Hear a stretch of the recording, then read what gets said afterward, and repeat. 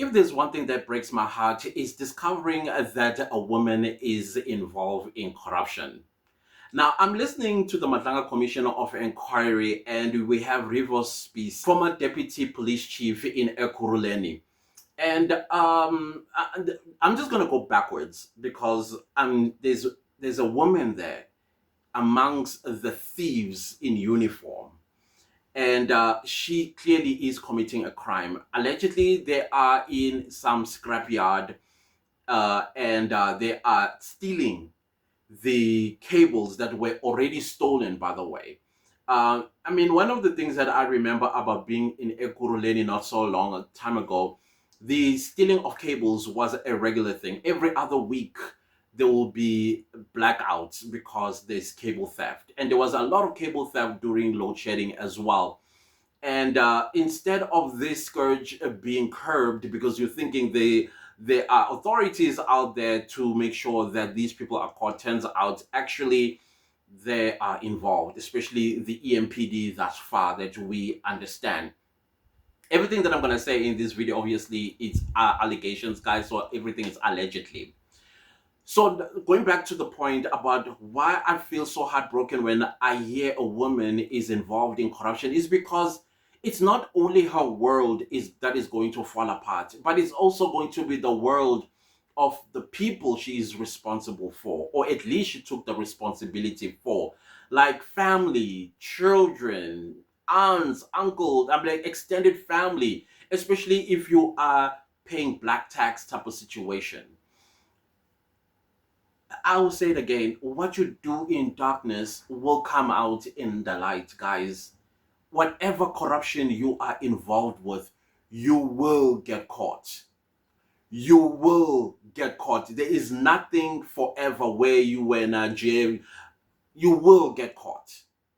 Because when auditing takes place, besides auditing, you will always make a mistake.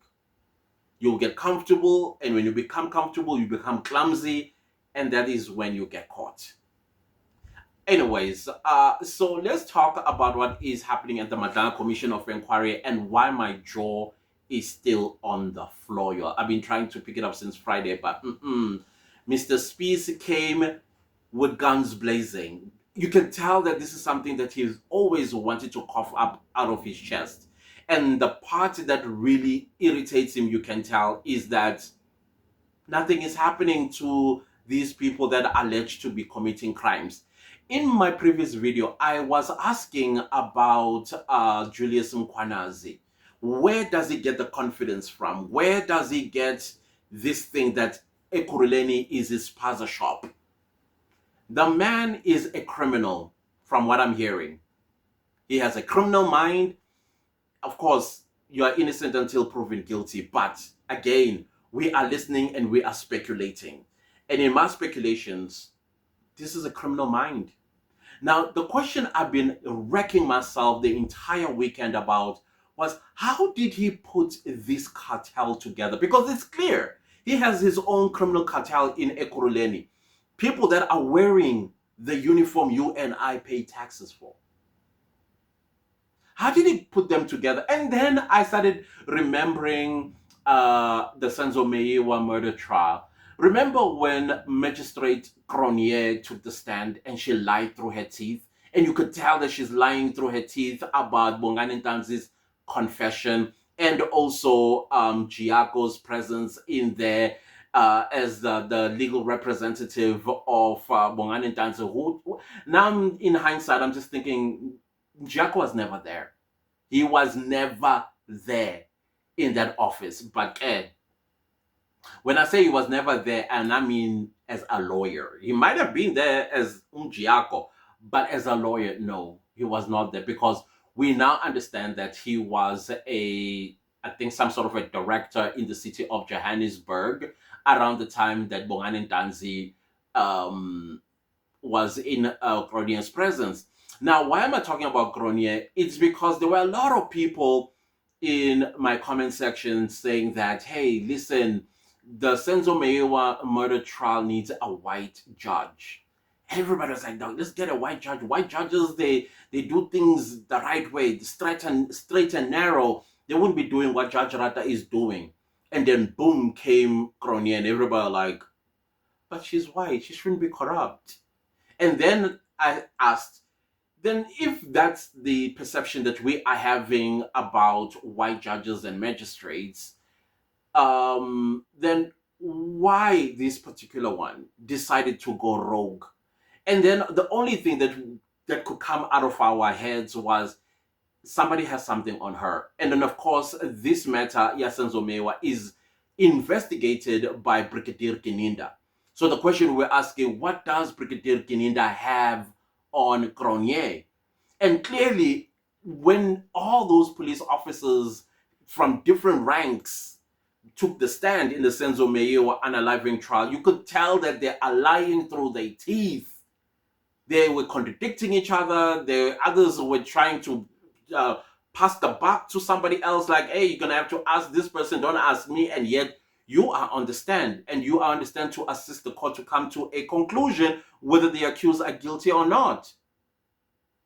So the point that I'm making is, so that idea kind of like almost flung through the window. And then came the Thabo Bester, Dr. Nandima Makutuman and Thabo Bester. They flee to wherever they were fleeing to, but they get caught in Tanzania, and then they flown back home to South Africa. Then Dr. Nandima Makutumana files a kidnapping case that she was kidnapped in Tanzania. She comes before a white judge. The white judge, by the way, who was not writing notes, who was not interrupting like Judge Rata is, just listened and then made a decision like, listen, ma'am, you did not scream and kick when you were taken from Tanzania to South Africa. You voluntarily walked into that SAPS private jet back to South Africa. So what defines kidnapping is when you are taken against your will. So that means you needed to scream and kick and say no and let everybody know that something is bad happening to you, but you did not do that. So she went and appealed, and then the Supreme Court of Appeal agreed with the High Court judge. And then that perception was restored, like, yeah, let's get a white judge in the sense of Meiwa. And in fact, if I ever get into trouble, I want a white judge because I know my trial is going to be fair.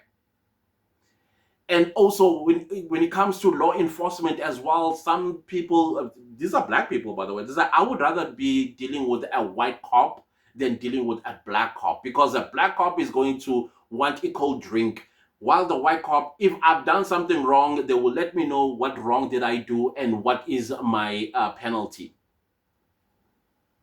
Now we come to this matter, and then you are seeing, or at least you are hearing in those audios, that the criminals that are being exposed by Rivo's Peace, they white EMPD guys stealing cable from a thief who steals cables themselves. Now, it turns out that these guys, they are part of Julius Mkhwanazi's cartel. And I'm going to call it a cartel because that is how they are operating, like a cartel. They create, Julius Mkhwanazi, in my opinion, created his own cartel where he is probably a multi-millionaire, if not even a billionaire, because this is not something they've been doing today or yesterday or even last year or 5 years ago. This is something that has been going on for a very long time. And now the question I'm asking myself, what does Julius Mkhwanazi have on these officers that he actually said, come on my team? You're not only going to be making money, but I will forget about the matter that I'm supposed to be reporting you guys so that you get disciplined and lose your jobs or even go to jail for. Just like Magistrate Cronje. Magistrate Cronje, probably she was told, listen, this is what you're going to tell the court. Otherwise, we are going to arrest you for whatever it is that they have on her. That is the only way, and the only thing that comes to mind, is simplistic as it sounds, but that's what makes sense to me, that when a cop, being a cop, maybe they make a mistake here and there, how do you end up becoming a criminal in uniform?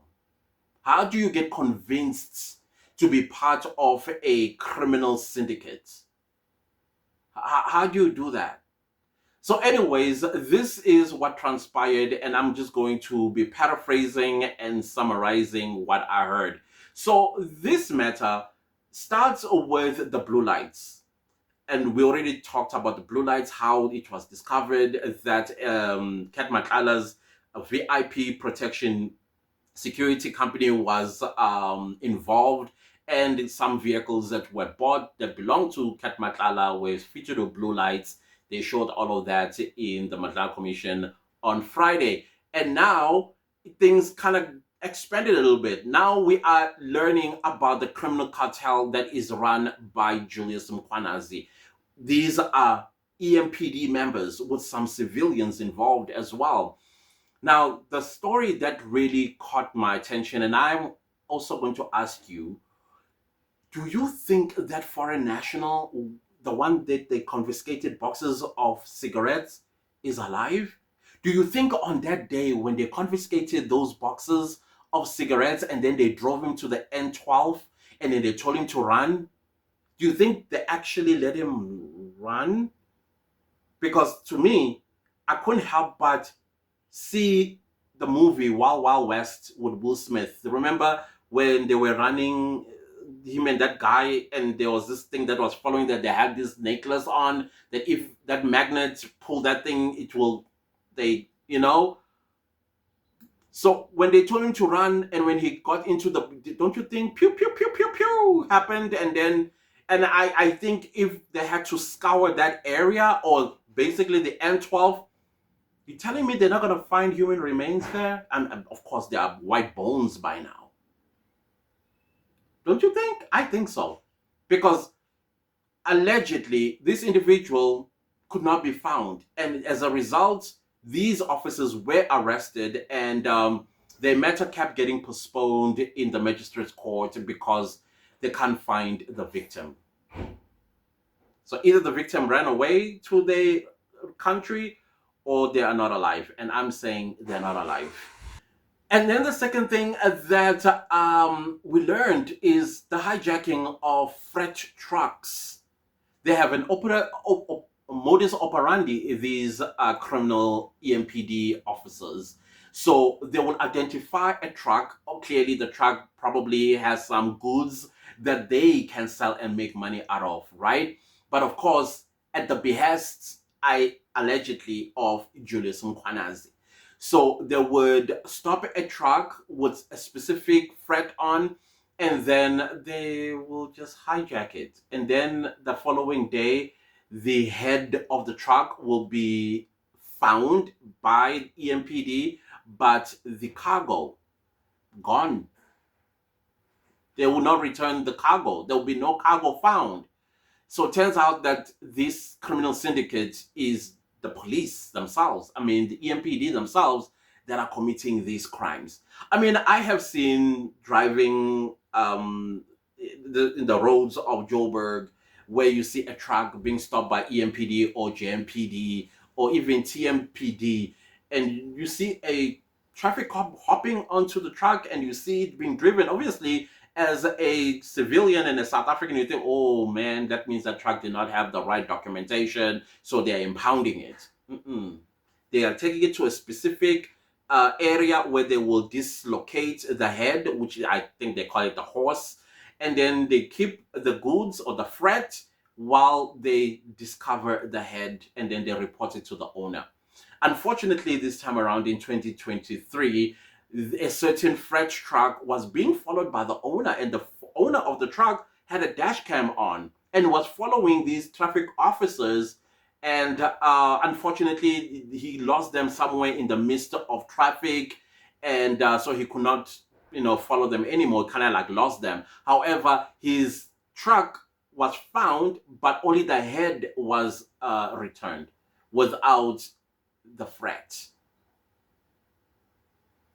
And now they are in the, in this scrapyard.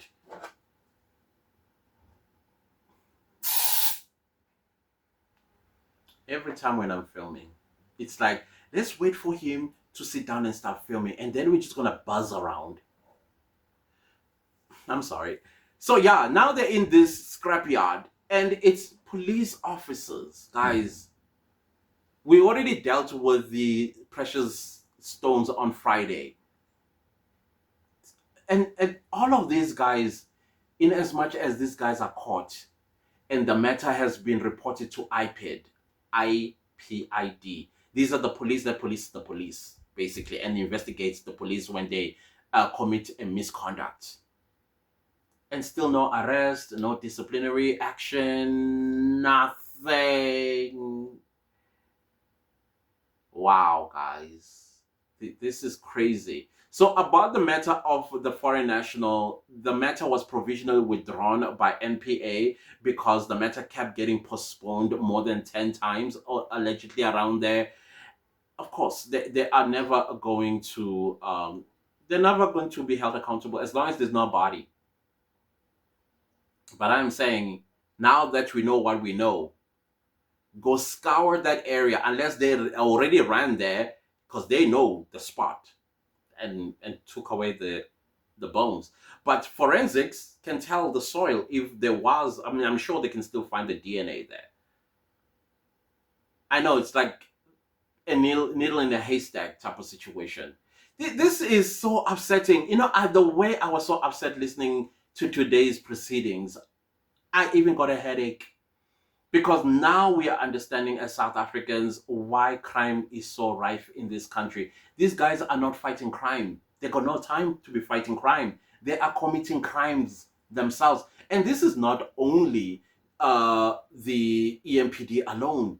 And I'm glad that Ramaphosa, when he put together this commission of inquiry, he widened the scope. He said SAPS, Metro Police, Judiciary, he forgot to say the media, and all of that stuff.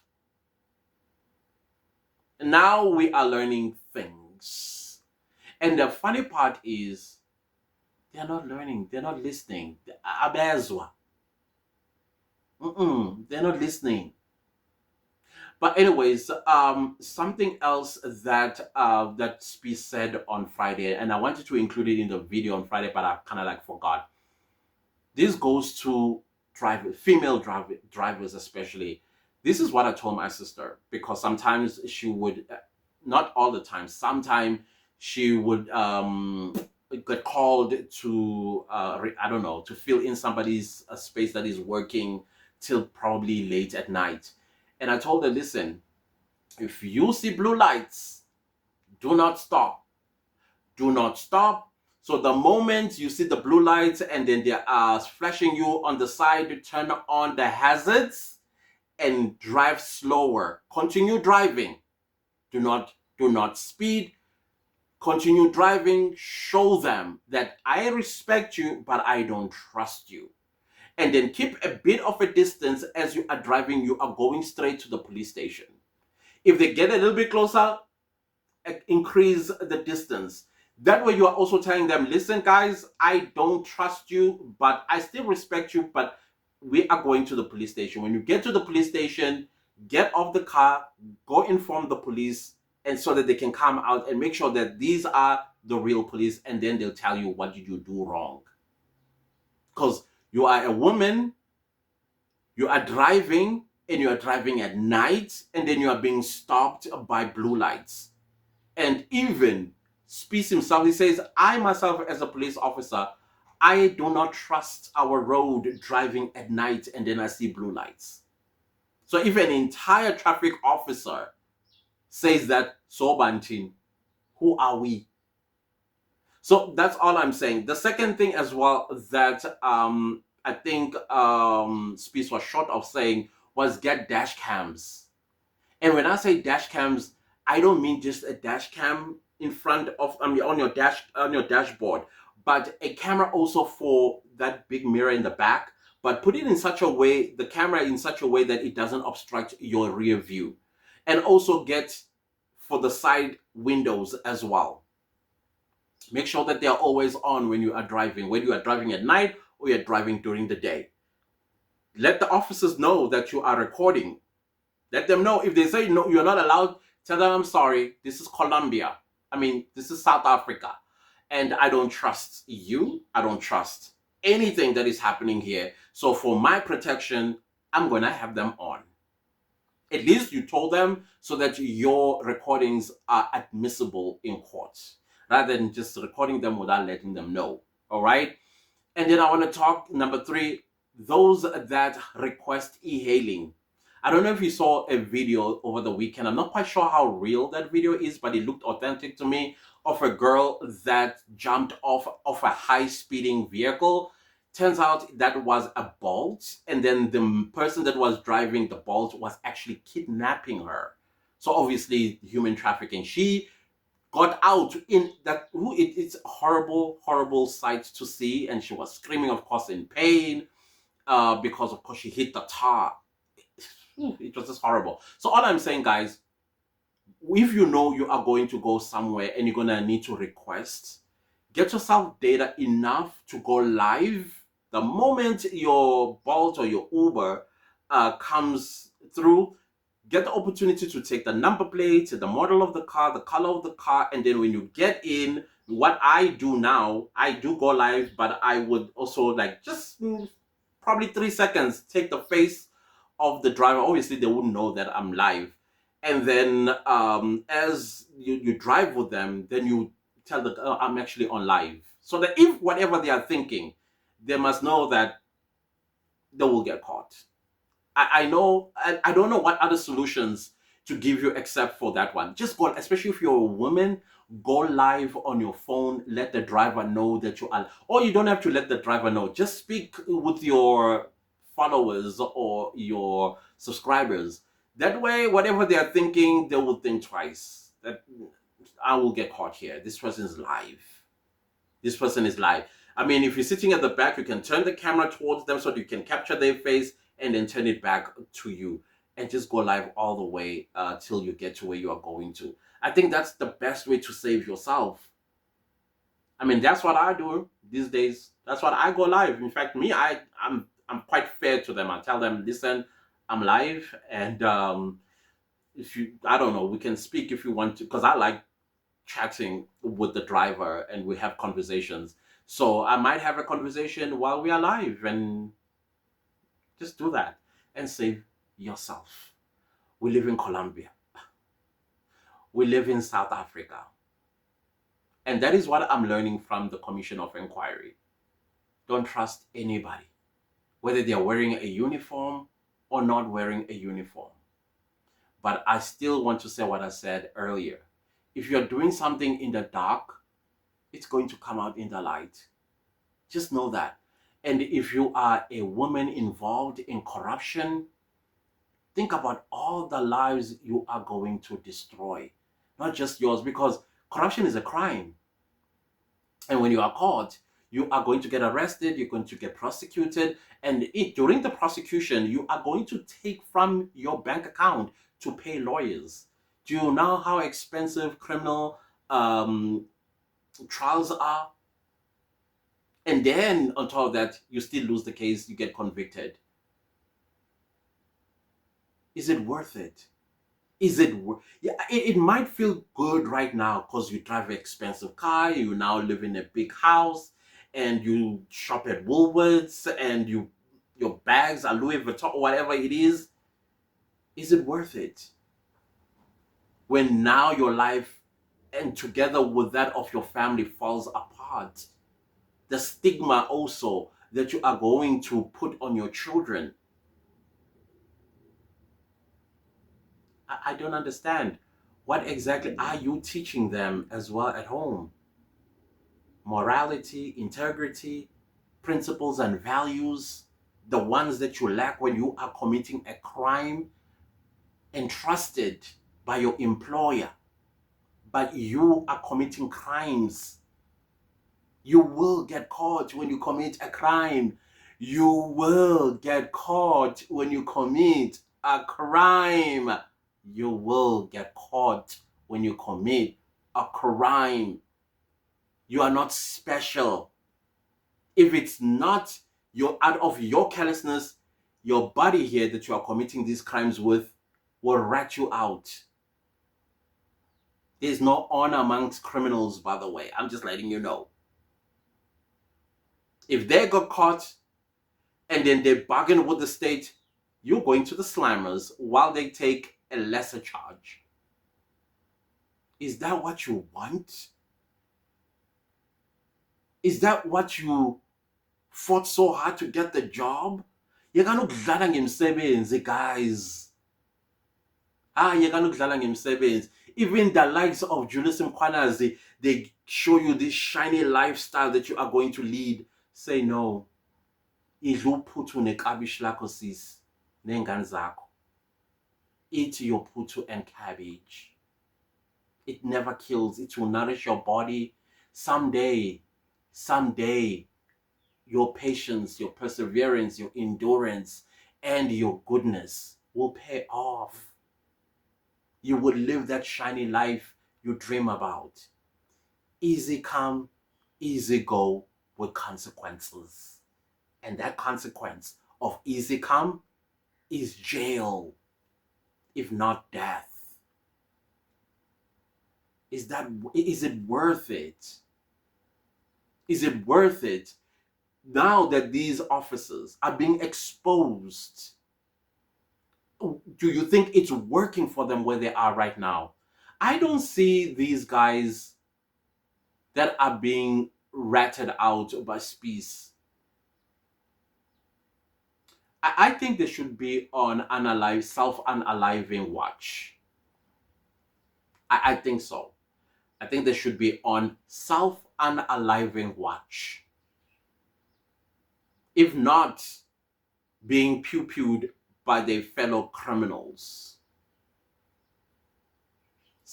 Is it worth it? Is it worth it? Anyways, let me leave this video right here. There's still more that Spies has to tell us. Understand, I am so heartbroken because women are involved. Heartbroken. I wish there was no women. I really do. I really do. Anyways, let's speak a bit later. Goodbye.